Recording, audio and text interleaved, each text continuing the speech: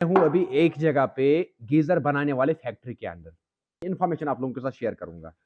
आप लोग जब गीजर लाते हो तो गीजर के अंदर कुछ चीजें लगा के होते हैं। मेन जो उसके अंदर होते हैं वो है ये एलिमेंट या असेंबली। इन दो चीजों की डिटेल है, लेकिन दोनों चीजें ये इनविजिबल होता है, हमें दिखता ही नहीं है बाहर से, एक आम इंसान को ये दिखता ही नहीं है। लेकिन अब आप लोगों को अगर सस्ता पड़ता है कोई गीजर तो उसका अंदर कहाँ कहाँ से वो सस्ता पैसा बचाता है कंपनी, देन आफ्टर वो आप तक सस्ता पहुंचता है। तो नॉन ग्लास लाइन गीजर हो या ग्लास लाइन गीजर हो, दोनों के अंदर यही मटेरियल होता है, लेकिन इसमें फिर थोड़ा सा चेंज किया हुआ होता है। फॉर एग्जाम्पल, ये मेरे पास 3 किलोवाट का ये है एलिमेंट, और ये भी 3 किलोवाट का एलिमेंट है, एक ही साइज का है, 3 किलोवाट दोनों है। लेकिन इसके अंदर अगर हम डिफरेंस चाहेंगे ढूंढना तो डिफरेंस एक आम इंसान के लिए मुश्किल है ढूंढना। ये जो है ये वाला जिसको क्रोम शेप ऊपर किया हुआ है, इसके अंदर यूज किया हुआ है ब्रास का ये कोटिंग।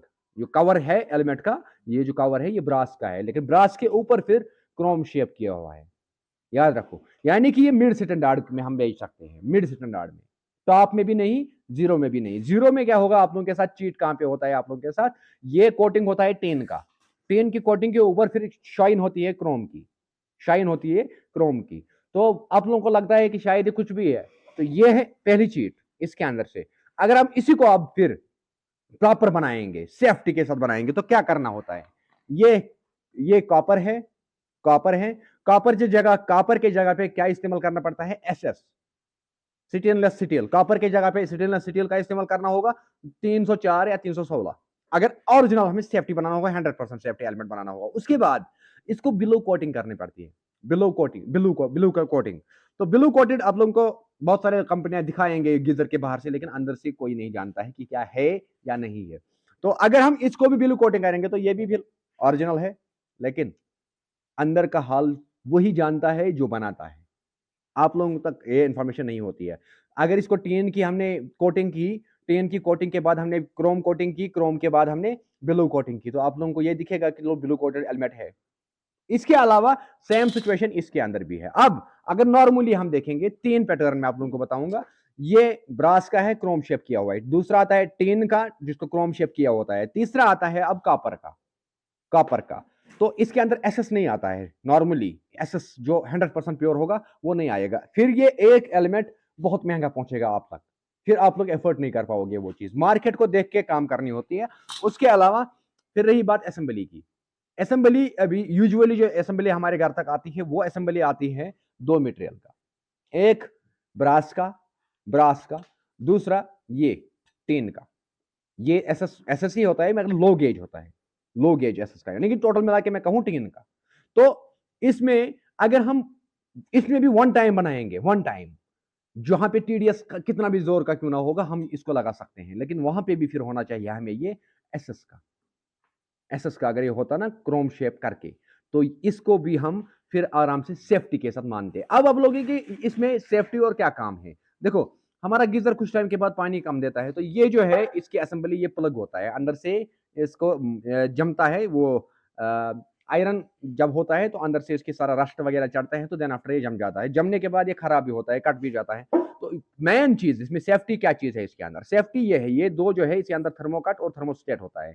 तो जब भी ये पंचर हो जाता है और ये कट गया किसी जगह पे, तो कटने के बाद क्या होता है कि इसके अंदर से पानी निकलता है, तो करंट आना तय है, करंट आना तय है।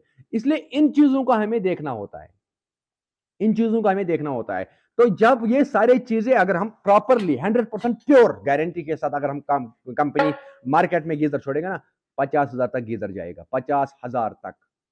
लेने की औकात नहीं है फिर इंसान की, नॉर्मली कोई इंसान ले नहीं पाएगा। तो ये है गीजर की टैंक, फॉर एग्जांपल ये है गीजर की टैंक।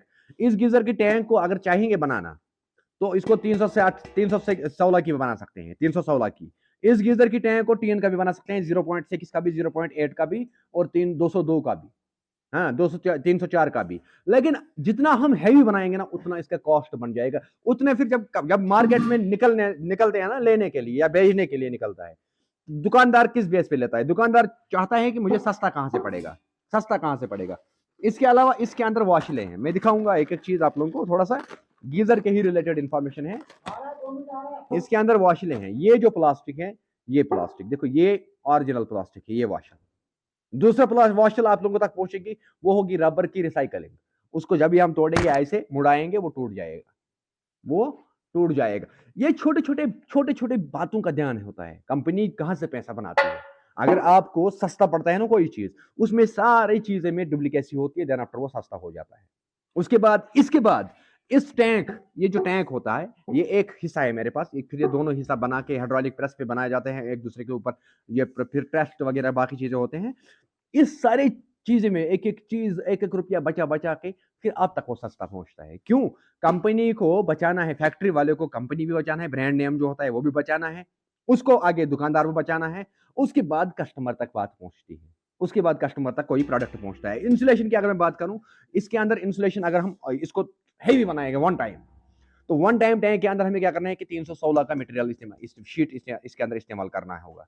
लेकिन उसको हाइड्रोलिक प्रेस पे बहुत मुश्किल होगा फिर इनको काम करना, बहुत मुश्किल होगा। वो नॉर्मली प्रेस होगा ही नहीं, वो प्रेस होगा ही नहीं। अगर फिर प्रेस करेंगे भी तो वो बहुत महंगा हो जाएगा आप लोगों तक, तो आप लोग फिर एफर्ट नहीं कर पाओगे। फिर इसके अंदर इंसुलेशन क्या करती है कंपनी, या तो इसमें ग्लास वूल करते हैं या वो ब्लैंकेट करते हैं, या अगर असली हम देखेंगे तो असली इसमें इसके अंदर होना चाहिए, अगर माइनस के अंदर हमें काम करना है, 1 से 1.5 इंची इसके अंदर पफ इंसुलेशन होनी चाहिए, 1 से 1.5 इंची।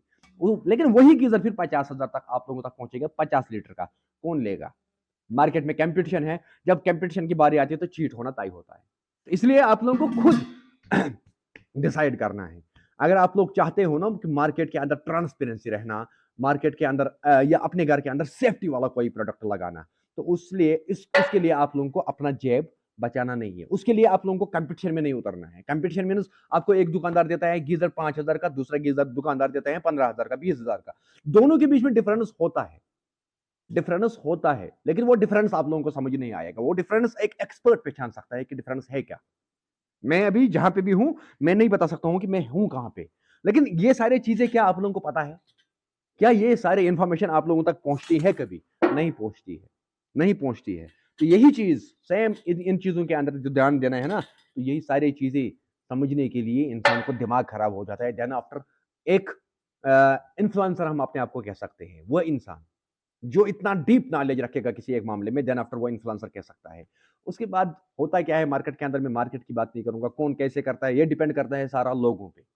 क्योंकि अगर मैं यहाँ पे बनवा दूंगा, ये गीजर बनवा दूंगा मैं नंबर 1 कश्मीर के लिए, जहां पे वो -70 तक काम करेगा, नहीं जमेगा उसके अंदर पानी, में गारंटी से कह सकता हूँ। लेकिन उसका कॉस्ट जब ज्यादा हो जाएगा ना, आप लोग खरीदोगे? नहीं खरीदोगे, बोलोगे लो जी किफायत जाफरी ने कुछ ओट पटांगा लाया, ये अब अपने नाम का गलत इस्तेमाल कर रहा है। लेकिन मैं क्यों महंगा बनवा रहा हूं वो आप लोगों को नहीं पता होगा, वो आप लोगों को नहीं पता होगा। आप लोग तब मुझे कंपेयर करने जाओगे मेरे प्रोडक्ट को किसी नारे के प्रोडक्ट के साथ, सस्ते प्रोडक्ट के साथ।